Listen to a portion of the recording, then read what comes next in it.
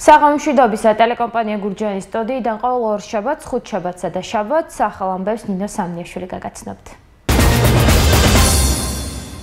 90-იანი წლების მსგავსად გურჯაანში გოგონების გატაცების ფაქტები გახშირდა. ბოლო ერთ თვეში 23 და 30 წლის გოგონა მოიტაცეს. რასასჯელი ემუქრებათ გამტაცებელ მამაკაცებს და როგორ ხსნის ფსიქოლოგი მსგავსი ფაქტების გახშირებას.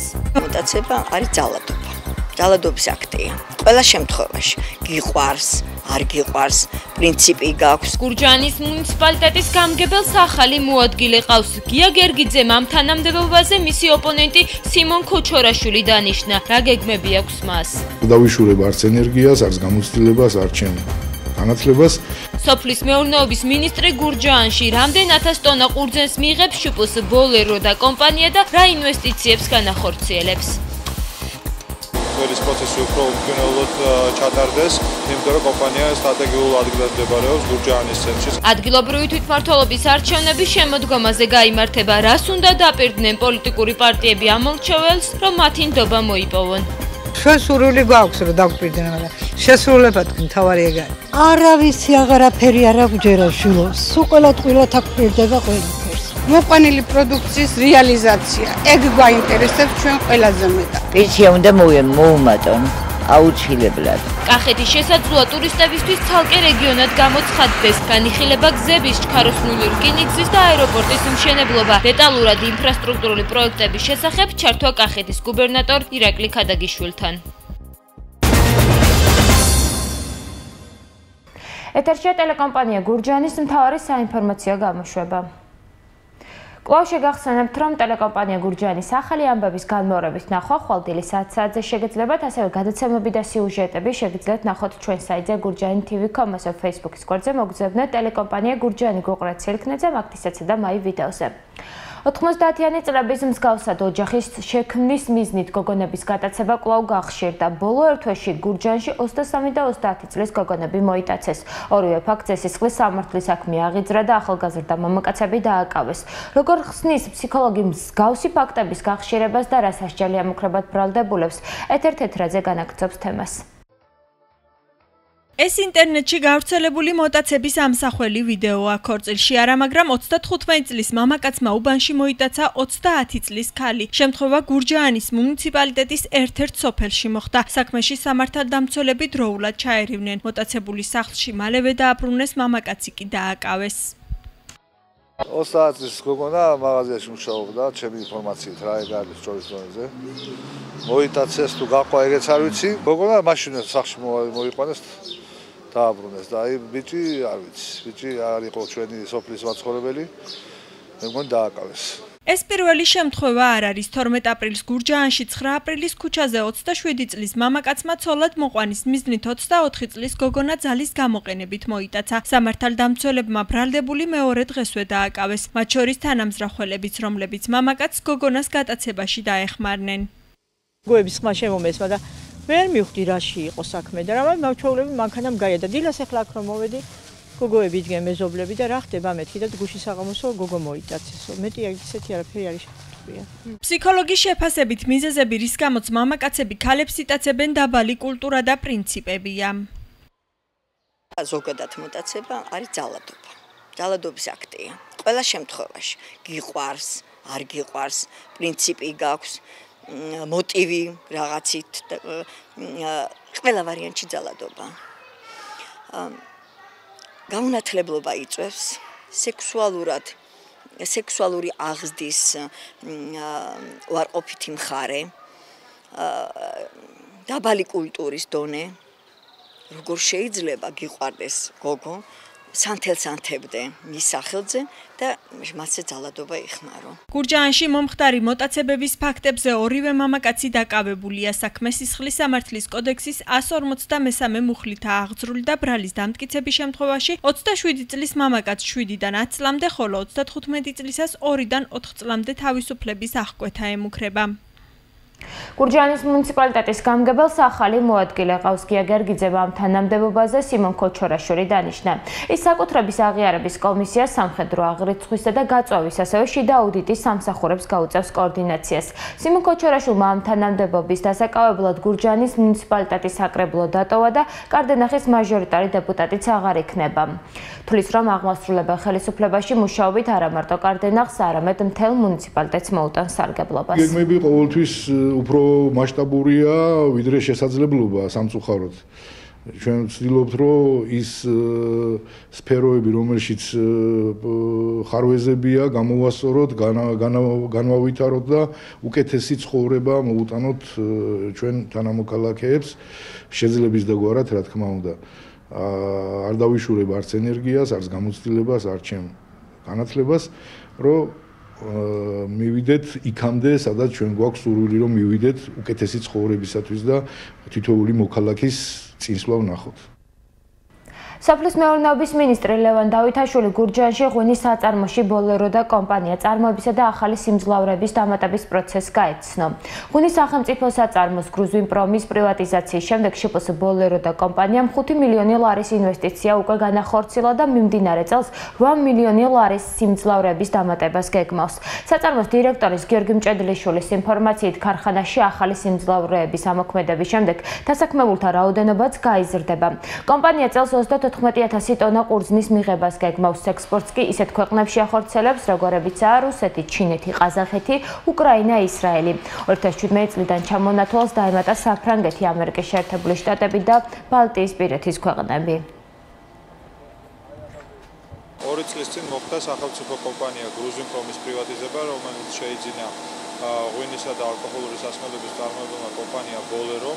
კომპანია მთლიანად გადაიარაღდა, გაიზარდა წარმოება და მიმდინარეობს აგენტის სამუშაოები დამატებითი სივრცეების ათაფისებლად, რაც საშუალებას მოგცემს იმის, რომ კომპანიამ გაზარდოს წარმოება, თველის პროცესი უფრო უმნიშვნელოდ ჩატარდეს, იმიტომ რომ კომპანია სტრატეგიულ ადგილას მდებარეობს გურჯაანის ცენტრში, სადაც ყველაზე მეტი ალბათ სანედლეულო ბაზა არსებობს კახეთის რეგიონში. საწარმოში ფუნქციონირებს 1 საათში 2500 ბოთლი სიმძლავრის ჩამოსასხმელი ხაზი.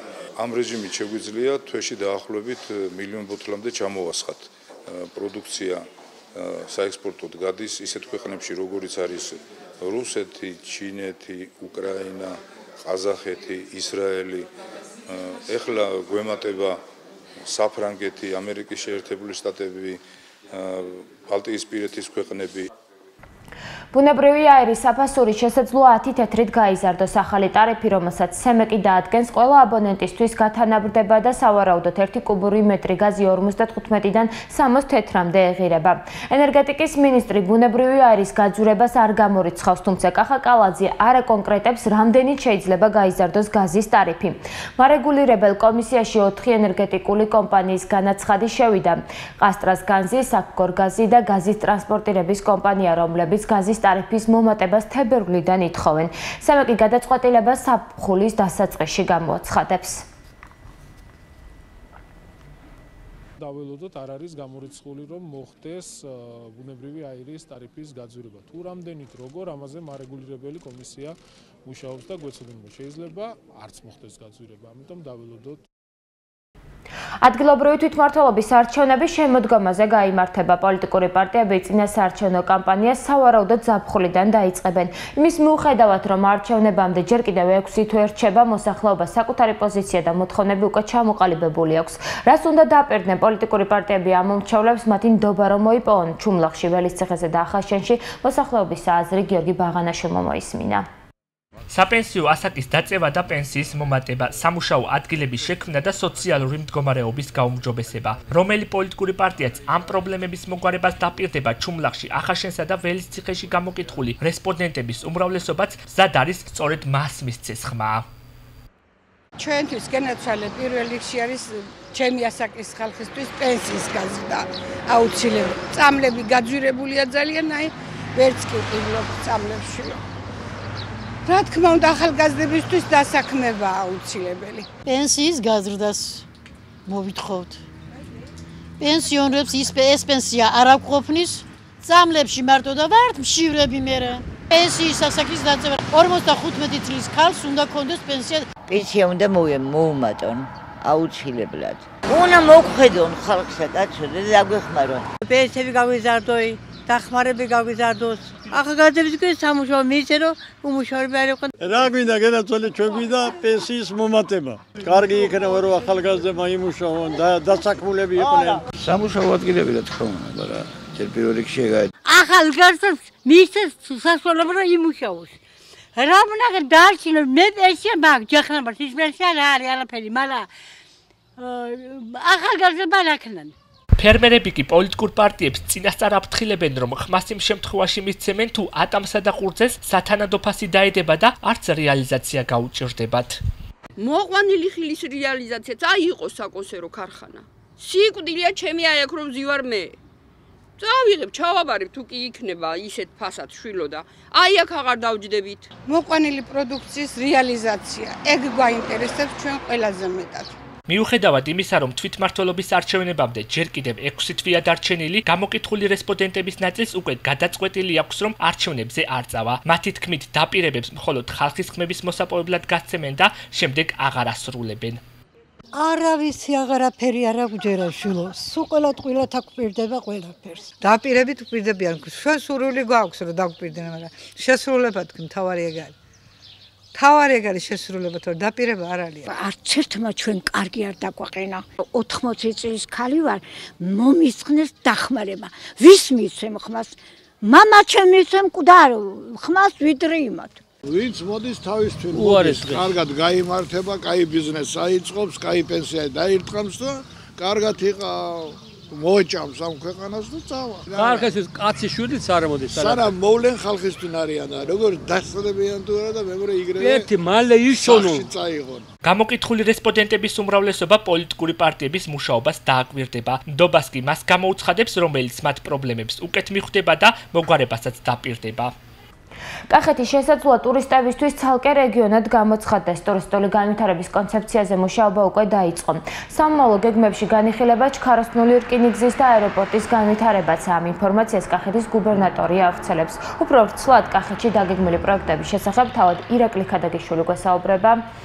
ბატონო ირაკლი, გამარჯობა, დიდი მადლობა, რომ ტელეკომპანია გურჯაანის ახალ ამბებში მონაწილეობთ. როგორც ვიცი, კახეთის ტურისტული განვითარების სპეციალურ კონცეფციაზე მუშაობთ. რას ითვალისწინებს ეს კონცეფცია და ასევე ჩვენი ინფორმაციით კახეთში ჩქაროსნული რკინიგზისა და აეროპორტის განვითარების საკითხიც განიხილება.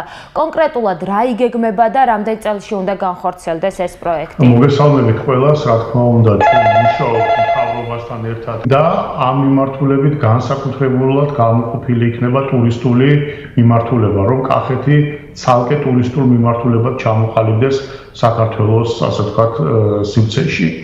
ამასთან დაკავშირებით, რა თქმა უნდა, პირველ რიგში მოსაწესრიგებელი იქნება ინფრასტრუქტურა. თქვენ იცით, რომ უკვე გზების მშენებლობასთან დაკავშირებით ტენდერები დაწყებული არის და წლის ბოლოსათვის ეს ტენდერები საბოლოოდ დამთავრდება და გზების მშენებლობის აქტიურ ფაზაში გადავალთ. ამავდროულად განიხილება, რა თქმა უნდა, აეროპორტის თემაც, განიხილება რკინიგზის თემაც, მაგრამ პირველი რიგის ამოცანა რჩება, ვიმეორებ, ახალი მაგისტრალური გზების მშენებლობა, თბილისი-ბაკურციხე, ბაკურციხე-ლაგოდეხი და ბაკურციხე-გურჯაანის შემოვლითი გზა და შემდგომ უკვე თელავი-ახმეტის მიმართულება. ამავდროულად ვიტყვი იმასაც, რომ განიხილება გომბორის უღელტეხილზე აგრეთვე სავარაუდოდ გვირაბის მშენებლობის პროექტირების საკითხიც, ასე რომ ძალიან მრავალფეროვანი იქნება ის საკითხების ჩამონათვალი, რომელიც აი ამ უახლოესი წლების განმავლობაში გადაწყდება და დაიწყება მათი რეალიზაცია. ამავდროულად განსაკუთრებული ყურადღება დაეთმობა აგრეთვე თვითონ ტურისტული ინფრასტრუქტურის კეთილმოწყობას. აქ ჩვენ გულისხმობთ როგორც სასტუმროების აშენების წახალისებას, ეს შეეხება ვიტყვი კონკრეტულად გურჯაანის რაიონსაც, ისევე როგორც სხვა მუნიციპალიტეტებს კახეთში, აგრეთვე ტურისტებისათვის ყველაზე უფრო ასე ვთქვათ საინტერესო ადგილების შემდგომი კეთილმოწყობა, რომ ტურისტს იქ მისვლის დროს აღხდეს არა მარტო კარგი ისტორიული ძეგლი, არამედ გარემო, ინფრასტრუქტურა შესაბამისად მოწესრიგებული იყოს. აგრეთვე ძალიან მნიშვნელოვანი როლი გაერთმობა საოჯახო, ასე ვთქვათ, შესაძლებლობების გაზრდას ტურისტების მიღებასთან დაკავშირებით. ეს იქნება საოჯახო მარანი, საოჯახო არყის სახელები და მათთან მიბმული ეგრეთ წოდებული ჰოსტელი, საოჯახო სასტუმრო, რომელიც მცირე დანახარჯების საშუალებით მოგცემს საშუალებას, რომ ბევრმა ოჯახმა შეძლოს ტურისტების მიღება, ვიზიტორების მიღება და ამით დამატებითი შემოსავლების მიღება. ბატონო ირაკლი, სწორედ გზებზე მინდა გკითხოთ, დიდი ხანი არის საუბარი ბაკურციხე-წნორის 16 კილომეტრიანი და გურჯაანი-თელავის შემოვლითი გზის 30 კილომეტრიანი მონაკვეთის მშენებლობის საკითხზე. თუ არის პროექტი უკვე მზად და როდიდან დაიწყება მშენებლობა? რაც შეეხება ბაკურციხე-გურჯაანის შემოვლითი გზის მშენებლობას, ის ალბათ უკვე მაისის ბოლო პერიოდიდან დაიწყება. კონკრეტულად ეხლა ამჟამად უკვე მთავრობამ გამოუყო ტერიტორია სამშენებლო კომპანიას, რომელმაც ეს სამუშაოები უნდა შეასრულოს, რათა იქ დაიწყება ეხლა 2-3 დღეში დაიწყება ქვაორგისა და ბეტონის დამამუშავებელი ქარხნის შენებლობა.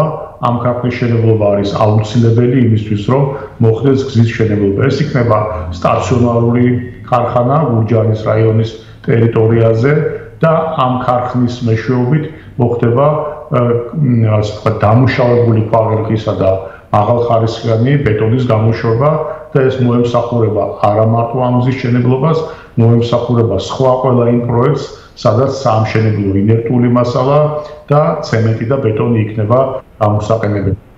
სად აშენდება ეს ქარხანა, საინტერესოა. ქარხნის მშენებლობა დაახლოებით რომ წარმოვიდგინოთ, ეს არის სოფელ გურჯაანსა და სოფელ ჩუმლაყის შორის ქვემოთ სამხრეთით თუ აი ქვემოთა მხარე. იქ არის სარიელი ტერიტორია, სპეციალურად ისეთი ადგილი, სადაც შესაძლებელი იქნებოდა ესეთი ქარხნის აშენება. ეს ადგილი სახელმწიფო ეკონომიკის სამინისტრომ უკვე გამოყო და ამტკიცა, შეიძინა ამ კომპანიამ და იქ ამ ქარხნის შენებლობა დაიწყება, მონტაჟი უფრო სწორედ დაიწყება 2-3 დღის შემდეგ. ბატონო ირაკლი, რომელი კომპანია აშენებს? ეს არის Black Sea ჯგუფი, რომელსაც ტენდერი ამ გზის შენებლობაზე მოგებული აქვს უკვე და მზად არის, რომ თვითონ გზის შენებლობის პირველი ეტაპი მაისის ბოლო რიცხვებიდან ან ივნისის დასაწყისიდან უახლოეს პერიოდში დაიწყოს. რაც შეეხება გომბორზე გვირაბის მშენებლობას, ეს საკითხი რა ეტაპზეა და როდიდან იგეგმება? პირველად ხდება ამის გაჟღერება, მოხდება შესაბამისი საპროექტო დოკუმენტაციის პირველად დოკუმენტაციაზე მუშაობა, რომ ზოგადად დაისახოს მარშრუტი ამ გვირაბის აშენების შემთხვევაში, სად უნდა მოხდეს ამ გვირაბის გაყვანა, მერე მოხდება გეოლოგიური დამუშავება, რა თქმა უნდა, მერე შედება თვითონ მშენებლობის დაახლოებითი ხარჯაღრიცხვა, ამას მოყვება, რა თქმა უნდა, უფრო დეტალური პროექტის შემუშავება და მხოლოდ ამის შემდეგ. ეს ახლა არ არის ერთთვიანი და ერთი წლის საქმე, მაგრამ პერსპექტივაში ეს დამოკიდებულება ხელისუფლებას ამ გვირაბთან დაკავშირებით გააჩნია, იმიტომ რომ დღეს იცით, რომ არა მარტო კახეთში, მთელი ქვეყნის მასშტაბით ხელისუფლება ძალიან ფართომასშტაბიან სამუშაოებს აწარმოებს, რომ ქვეყნის სივრცითი მოწყობა მთლიანად იქნეს განახლებული და 21 საუკუნის გამოწვევების შესაბამისი იყოს. ბატონო ირაკლი, ისევ რომ დაუბრუნდეთ პროექტებს, რამდენად რეალურია კახეთში ქაროსნული რკინიგზის და აეროპორტების განვითარება, ან რა მონაკვეთზე იგეგმება? გეტყვით მაგასთან დაკავშირებით, რომ ჯერ ქაროსნულ რკინიგზაზე საუბარი ნაადრევი არის, რაც შეეხება აეროპორტს, ეს საკითხი შესწავლის ფაზაში არის, კონკრეტული შესწავლის ფაზაში არის და რატომ ახალმა გზებმა, რომელიც უნდა გავიდეს კახეთის მასშტაბით, შეიძლება იმდენად შეამოკლოს და გააადვილოს ადამიანებისათვის ტრანსპორტირება გურჯაანის ხარი იქნება თელავი თუ ლაბოლეხის მიმართულება, რომ აღარც გახდეს საჭირო ახალი აეროპორტის შენებლობა. ანუ თბილისის აეროპორტიდან დაახლოებით 1 საათის განმავლობაში, საათისა და 20 საათნახევრის განმავლობაში ნებისმიერ წერტილში შეიძლება მოხვდეს ადამიანი. ამიტომ ეს უკვე ისეთი მანძილი არის, რომელიც ყველა ევროპული სტანდარტით და ისეთი დრო არის, რომ ყველა ევროპული სტანდარტით ერთი აეროპორტის გარშემო შეიძლება მიბმა ამ ტერიტორიისა. ეხლაც არსებობს, რა თქმა უნდა, თელავში აეროპორტი, რომელიც მცირე ზომის თვითმფრინავებს იღებს. და ბოლოს ბატონო ირაკლი, თქვენი ხედვით კახეთში პირველ ეტაპზე რა მთავარი და ძირითადი პრობლემებია მოსაგვარებელი? მე ვფიქრობ, რომ კახეთში ერთ-ერთი მთავარი საკითხი, რომელიც ხა ძალიან მნიშვნელოვანი არის, რა თქმა უნდა, ეს არის ელექტროფიკაციის საკითხის გაუმჯობესება, იმიტომ რომ ამ მიმართულებით კი ადამიანებს დენი აქვს, მაგრამ თვითონ ქსელების მდგომარეობა საკმაოდ მძიმეა.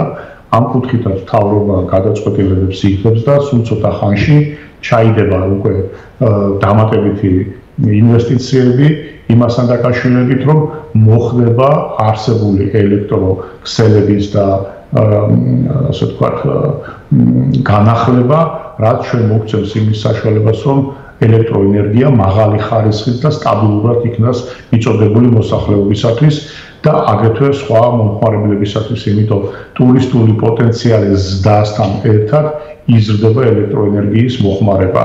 ამასთან ერთად, რა თქმა უნდა, ძალიან მნიშვნელოვანი არის, რომ დარეგულირდეს ფასები როგორც მევენახეებისათვის ყურძენზე, ასევე მეხილეობაში.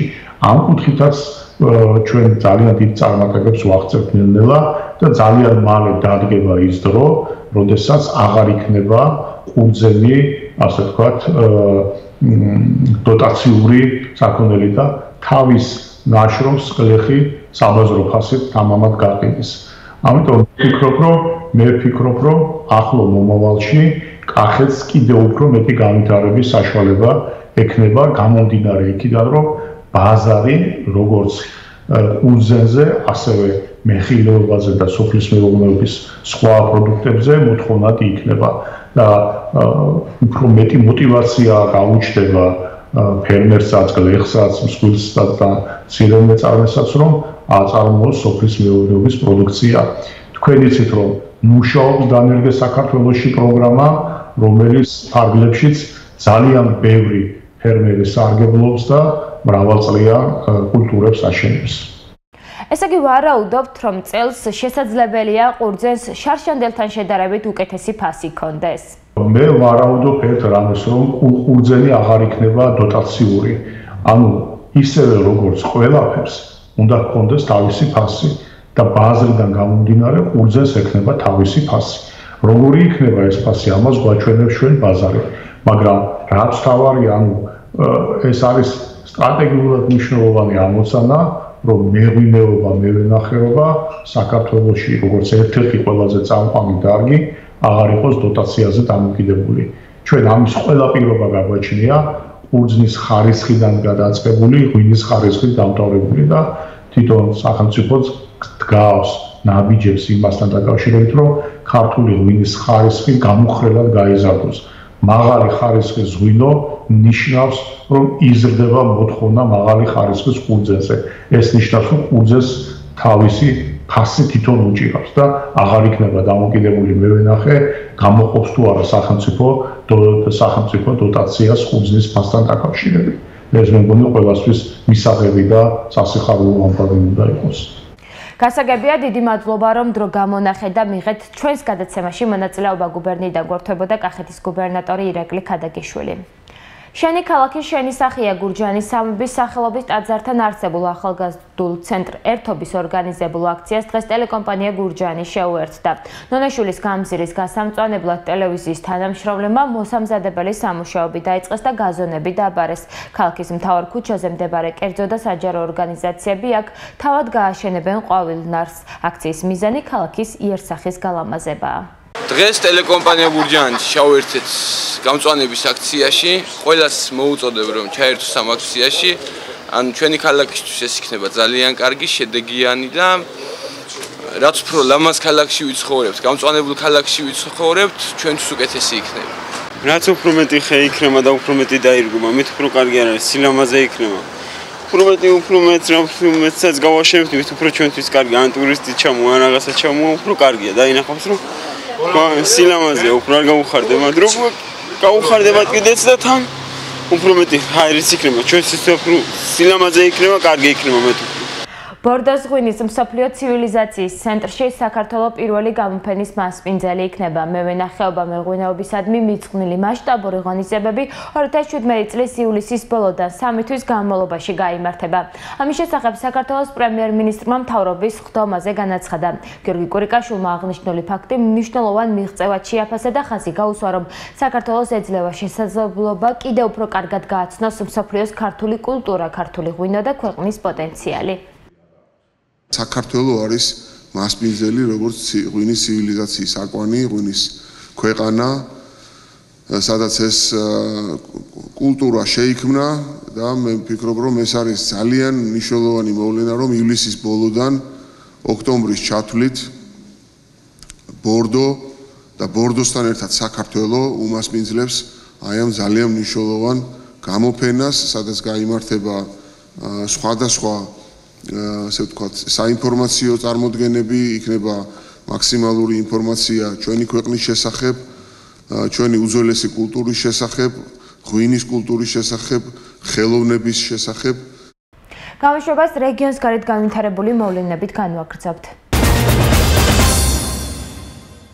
საქართველოს პრემიერ-მინისტრი გიორგი კვირიკაშვილი ამერიკელი სენატორების მიერ ამერიკის შეერთებული შტატების პრეზიდენტისთვის საქართველოს მხარდამჭერი წერილის გაგზავნის ფაქტს ეხმაურება. კვირიკაშვილმა მომხდარს საქართველო-ამერიკას შორის არსებული პარტნიორული ურთიერთობის კიდევ ერთხელ ხაზგასმა უწოდა. მისი თქმით, საქართველო-ამერიკის მნიშვნელოვანი პარტნიორია და კონგრესმენთა მსგავსი დამოკიდებულება გააჩნია ამერიკის პრეზიდენტსაც. ეს მეტყველებს იმაზე, რომ საქართველო არის ძალიან მნიშვნელოვანი პარტნიორი ამერიკის შეერთებული შტატების. გასული 25 წლის განმავლობაში ეს ასე იყო და ჩვენ დიდი იმედი გვაქვს, რომ მომავალ 25 წლის განმავლობაშიც ჩვენ შევძლებთ, რომ კიდევ უფრო მჭიდრო პარტნიორობა შევქმნათ და ეს არის გარანტი საქართველოს სტაბილური დემოკრატიული ქვეყნის ჩამოყალიბების პროცესში. მე დარწმუნებული ვარ, რომ ეს იგივე განწყობა არის ასევე სენატშიც და რა თქმა უნდა ერთი წამით არავის არ ეპარება ეჭვი, რომ ზუსტად ასეთივე სულისკვეთება გააჩნია ამერიკის შეერთებული შტატების პრეზიდენტს ბატონ დონალდ ტრამპს. პარლამენტის ბიურომ 108 დეპუტატის ხელმოწერით წარდგენილი საკონსტიტუციო ცვლილებების და ასევე აჭარის ავტონომიური რესპუბლიკის შესახებ კონსტიტუციური კანონის პროექტის განხილვის პროცედურის დაწყების გადაწყვეტილება მიიღო. ბიუროს გადაწყვეტილებით აღნიშნულ საკითხებზე წამყვან კომიტეტად იურიდიულ საკითხთა კომიტეტი განისაზღვრა. ბიუროს ხდომაზე აღინიშნა საკონსტიტუციო ცვლილებების პარლამენტის კომიტეტში განხილვა სახალხო საყოველთაო განხილვის დასრულების შემდეგ დაიწყება. შინაგან საქმეთა მინისტრმა გიორგი მღებრიშვილმა შინაგან საქმეთა სამინისტროს აკადემიაში ევროპის პოლიციის კოლეჯების ასოციაციის ყოველწლიური კონფერენცია მიგრაციის მომავალი მასთან დაკავშირებული გამოწვევები და რეაგირების გზები გახსნა. კონფერენციის მიზანია პარტნიორი ქვეყნების სამართალდამცავი სტრუქტურების სასწავლო ცენტრებსა და აკადემიებს შორის საერთაშორისო თანამშრომლობის განვითარება და გამოცდილების გაზიარება. ღონისძიების პარალელურად შინაგან საქმეთა სამინისტროს აკადემიის რექტორმა გევი მიქანაძემ და ესტონეთის უსაფრთხოების მეცნიერების აკადემიის რექტორმა კატრი რაიკმა ურთიერთთანამშრომლობის მემორანდუმს მოაწერეს ხელი. შინაგან საქმეთა სამინისტროს აკადემია მასპინძლობს APC-ის ყოველწლიურ კონფერენციას, რომელიც წელიწადში ერთხელ იმართება მნიშვნელოვან თემებზე, ასევე გაიმართება აღმასრულებელი საბჭოს ხდომა. APC ეს არის ევროკავშირის და მეზობელი ქვეყნების ახლობით 52 ქვეყანა არის. ამ ქვეყნების პოლიციის აკადემიების გაერთიანება ძალიან მნიშვნელოვანი შესაძლებლობა არის თანამშრომლობის გამოცდილების გაზიარების, ამიტომ დღევანდელი დღე ჩვენთვის განსაკუთრებულია. ჩვენთან ამ ღონისძიების ჩატარებით არის ევროპელი პარტნიორების მხრიდან კიდევ ერთი გამოხატულება იმისა, რომ საქართველოს შინაგან საქმეთა სამინისტრო და კერძოდ შინაგან საქმეთა სამინისტროს აკადემია არის ღირებული და სანდო პარტნიორი, რომელთან თანამშრომლობით და ურთიერთობით შესაძლებელი არის მსგავსი ღონისძიებების განხორციელება, სხვადასხვა პროექტების ერთობლივი დაგეგმა და განხორციელება, რაც კიდევ უფრო მეტ ინტეგრირებას ახდენს ქართული შინაგან საქმეთა სამინისტროს ევროპულ ოჯახში და ევროპულ პარტნიორებთან აღრმავებს ამ თანამშრომლობას. ქვეყანაში არსებული ნარკოპოლიტიკის შესაცვლელად თეთრი ხმაურის მოძრაობამ ნარკოპოლიტიკის ეროვნულ პლატფორმასთან ერთად საკანონმდებლო ცვლილებების პაკეტი შეიმუშავა, რომელსაც პარლამენტს თვის ბოლოს წარუდგენს. ორგანიზაციაში თეთრი ხმაური ევროპული გამოცდილების გათვალისწინებით მიაჩნიათ, რომ ნარკოპოლიტიკის ლიბერალიზება ამ სახის დანაშაულთან ბრძოლის ერთ-ერთი კარგი მექანიზმია. ორგანიზაციაში ასევე განმარტავენ, რომ ცვლილებების მომზადების პროცესში ჩართული იყო სხვადასხვა სახელმწიფო უწყება, ასევე პარლამენტის ჯანდაცვის კომიტეტი. ჩვენ ვეცადეთ ღირებები ამოგვესვა, რომელიც დღეს საქართველოში ამ სფეროში გვაქვს. კერძოდ ზიანის შემცირება, როგორც სისტემა უკვე არსებობს და მუშაობს, ამიტომ ამ რეფორმის ფარგლებში ჩვენ ამას ვისაუბრებთ. სამი მიმართულება განსაზღვრეთ, რომელსაც დეტალურად ვახსენებთ. ერთი არის პრევენცია, ავადმოხმარების და ნარკომანიის ფართოდ გავრცელების პრევენცია. პირველადი პრევენცია, რომელიც საქართველოში არ არსებობს და ჩვენ შევთავაზეთ კონკრეტული მოდელი, კონკრეტული ინსტრუმენტებით, რომელიც უკვე გამოცდილია საქართველოს მთავრობას და მის განხორციელებაში განათლების სამინისტროს ექნება უდიდესი წვლილი და როლი. მეორე ეს არის სამკურნალო და სარეაბილიტაციო სერვისებზე ხელმისაწვდომობა, რომელიც დღეს არის ძალიან მწირი საქართველოში და ხარისხობრივ თვისობრივადაც ნაკლული. ჩვენ კონკრეტული გარდამავალი გეგმა შევიმუშავეთ, რომლის განხორციელება შესაძლებელია რამოდენიმე თვის განმავლობაში, ახლა საქართველოს მზად შეხვდეს ახალ გამოწვევებს. იმ პირობებში, როდესაც ნარკოპოლიტიკა არის ასეთი მკაცრი და ინფორმაცია ფაქტურად არ არსებობს იმ ნივთიერებებზე, რომლებიც ჩვენ ბაზარზე შემოდის და შავ ბაზარზე იყიდება, მომხმარებლები ძალიან დიდი რისკის ქვეშ არიან ყოველდღიურად, როდესაც სხვა რაღაცებს მოიხმარენ. ასევე მათ არ იციან, როგორ უნდა მოიქცნენ პოლიციასთან, ისე რომ არ შეელახოს მათი უფლებები. ასევე არ იციან ხშირ შემთხვევაში როგორ უნდა აღმოუჩინო პირველად დახმარება ზედოზირების ქვეშ მყოფ ადამიანს. ეს კომპონენტები ძალიან მნიშვნელოვანი არის და ამიტომ ესეთი ვორქშოპების ფორმატი ძალიან მნიშვნელოვანი იყო ამ ღონისძიებაზე. როგორც კი თბილისის ცენტრს 1 კილომეტრობით შორდები, კიდევ უფრო მძიმე არის ვითარება, ანუ თითოეულის პერიფერიები კიდევ უფრო მძიმე ვითარებაში იყოფებიან. ეს გამოჩნდა იგივე ტემურტურას შემთხვევაზე და გვახსოვს ლევან აბზიანის შემთხვევაზე, ანუ ფაქტიურად პირდაპირ სიცოცხლის რისკის ქვეშია ხშირად ადამიანები ამ პოლიტიკის გამო, რომელიც დღეს არსებობს. შესაბამისად, იქ უფრო მეტად დგას საჭიროება და ჩართულობაც უფრო მეტი არის ხოლმე, ჩვენ ხშირად გვქონია შეხვედრები, ანუ აქტიური კონტაქტი გვაქვს რეგიონებთან და ანუ მათი დაინტერესება კიდევ უფრო მაღალია და კიდევ უფრო მეტია მოლოდინი სწორედ რეგიონებში. გამოშვება საერთაშორისო ახალი ამბებით განვაგრძობთ. თურქეთში ატომურ ელექტროსადგურ აკუის პროექტში რუსეთის ფედერაციის ინვესტიცია 22 მილიარდი ამერიკული დოლარი იქნება. ამ შესახებ ჟურნალისტებს რუსეთის ლიდერმა ვლადიმერ პუტინმა თურქ კოლეგასთან შეხვედრის შემდეგ განუცხადა. ატომურ ელექტროსადგურს რუსეთი ააშენებს, მისი მფლობელი იქნება და მის ექსპლუატაციასაც თავად განახორციელებს. აკუის ელექტროსადგური მოიცავს 3+-ის თაობის რუსეთის რეაქტორების 4 ენერგობლოკს. თითოეული ბლოკის სიმძლავრე 1200 მეგავატ შეადგენს. პროექტის ღირებულება 20 მილიარდი ამერიკული დოლარია. ამერიკის შეერთებული შტატების პრეზიდენტმა დონალდ ტრამპმა ისრაელსა და პალესტინას შორის სამშვიდობო შეთანხმებასთან დაკავშირებით მოლაპარაკებების პროცესის დაწყება გამოაცხადა. ამერიკის ლიდერმა აღნიშნა, რომ მთელი თავისი ცხოვრების მანძილზე ესმის, რომ ისრაელსა და პალესტინას შორის შეთანხმება ყველაზე რთულად მისაღწევია. ნახოთ, შევძლებთ თუ არა იმის დამტკიცებას, რომ ეს ასე არ არის, აღნიშნა ამერიკის შეერთებული შტატების პრეზიდენტმა. ტრამპის აზრით, სამშვიდობო შეთანხმება ისრაელსა და პალესტინას შორის შეუძლებელია ტერორისტული დაჯგუფება ისლამური სახელმწიფოს ლიკვიდაციის გარეშე. მან ასევე ხაზი გაუსვა, რომ შეუძლებელია მშვიდობის მიღწევა, ვიდრე პალესტინელი ლიდერები ერთიანი ფრონტით არ გამოვლენ ძალადობისა და სიძულვილის წაქეზების წინააღმდეგ.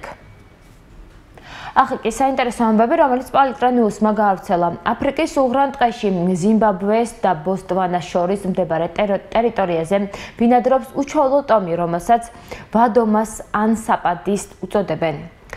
ტომის წარმომადგენელთა უმეტესობას ფეხის ტერფზე სულ 2 თითი აქვს. 2 თითი ადამიანების შესახებ პირველად ამერიკელმა მოგზაურმა პოლ დიუ შარუმ გაიგო 1863 წელს მან გამოსცა წიგნი, სადაც აღწერა მოგზაურობა აფრიკაში, ასევე ახსენა უჩვეულო 2 თითი ადამიანებიც.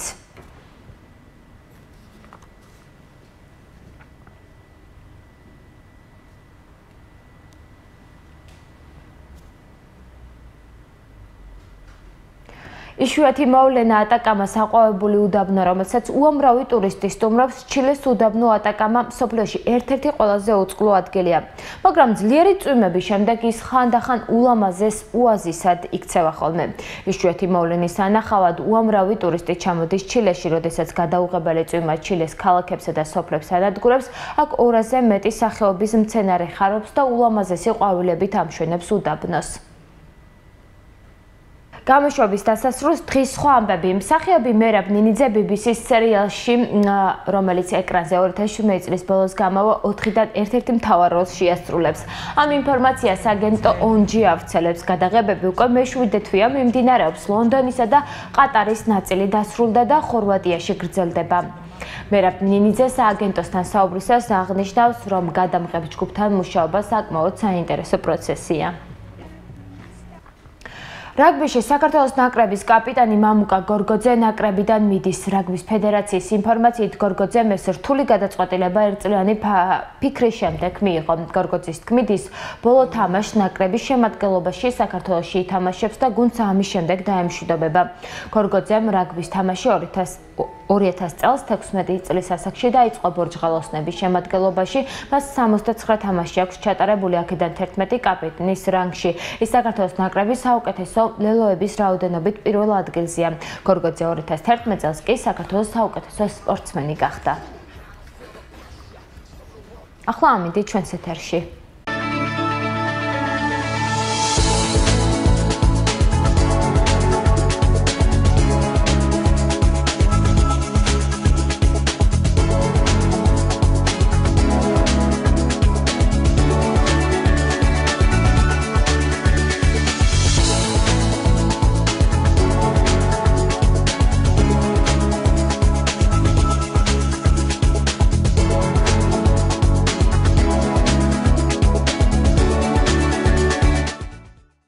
ახალი ამბები ნინო სამნიაშვილმა გაგაცანით და შეგახსენებთ, რომ ტელეკომპანია გურჯაანის საინფორმაციო გამოშვების განმეორებით ნახვა ხვალ-დილის საათზე შეგეძლებათ. გარდა ამისა, ტელეკომპანია გურჯაანის გადაცემები და სიუჟეტები შეგიძლიათ ნახოთ ჩვენ საიტზე gurjaani.tv.com, ასევე Facebook-ის გვერდზე მოგრძევნეთ ტელეკომპანია გურჯაანი. გუყურეთ სილქნიძე, მაგთისაც და მაი ვიდეოზე ნახვამდის.